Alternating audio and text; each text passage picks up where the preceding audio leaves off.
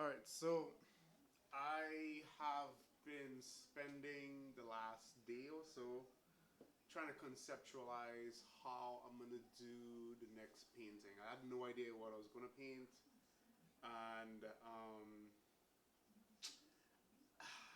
I just started from like I don't know because I have a art party with Fantasy and Color coming up in next Friday, but I have to hand off the art next Wednesday, which means I have to finish it by next Tuesday. This is gonna be Tuesday. Today's the 5th. Tuesday, no, Wednesday. No, Tuesday. Tuesday 5th. No, today's Wednesday 5th. So 12th, the 11th. The 11th I have to finish it off by, right? So one of the part-time job I have now that lets me, have enough time to pursue the other things that I'm doing is dog walking, right?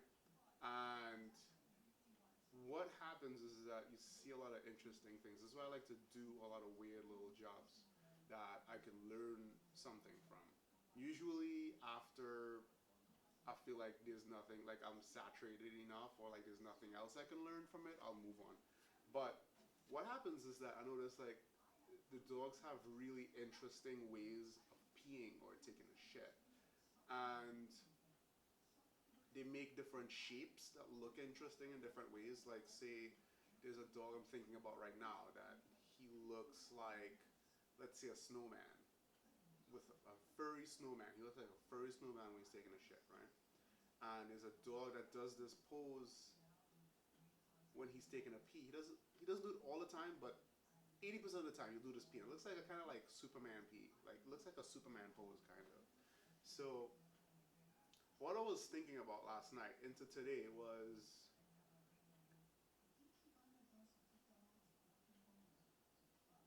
actually inspired by remembering seeing two dogs that I have, two Welsh Terriers that look alike.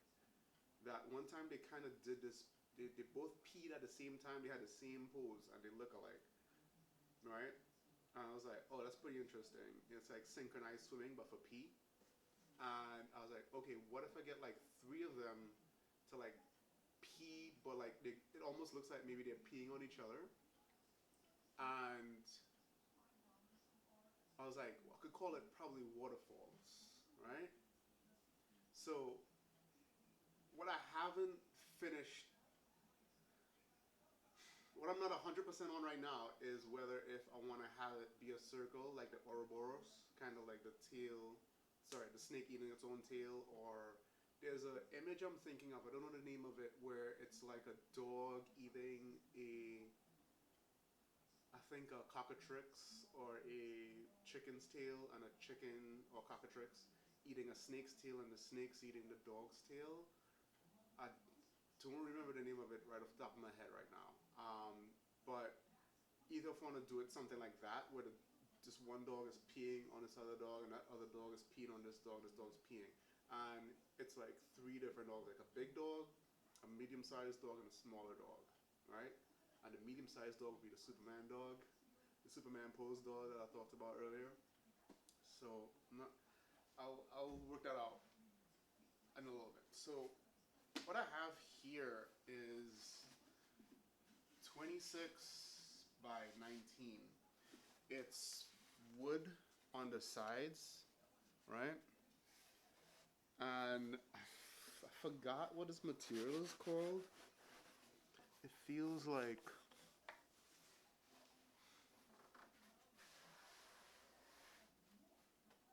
I want to say corkboard. If I had to say, I want to say corkboard.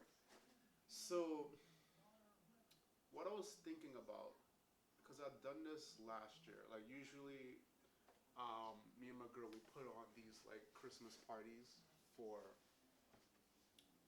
Christmas or New Year's, like a party for like close friends. And what I've done the past 2 years was that I would like make a piece of art that they could take away with them. Don't actually I do have one from the last year. Like I don't show it anywhere else because this is like if you come and you show up, you get it, right? And haven't shown this anywhere before, but this is what it looks like. What I, this is the of the last year. What I did here, I had spray paint. I had two colors. I had like a pink and an orange. I had spray painted a bunch of them, and then I went over it with a stencil and gold spray paint, and I made this kind of smiley face thing, right?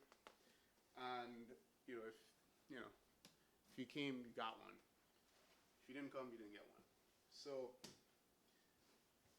I had liked the use of the spray paint, and what I was thinking of was coating this whole thing in like I have gold and silver right now, like picking one of the colors and then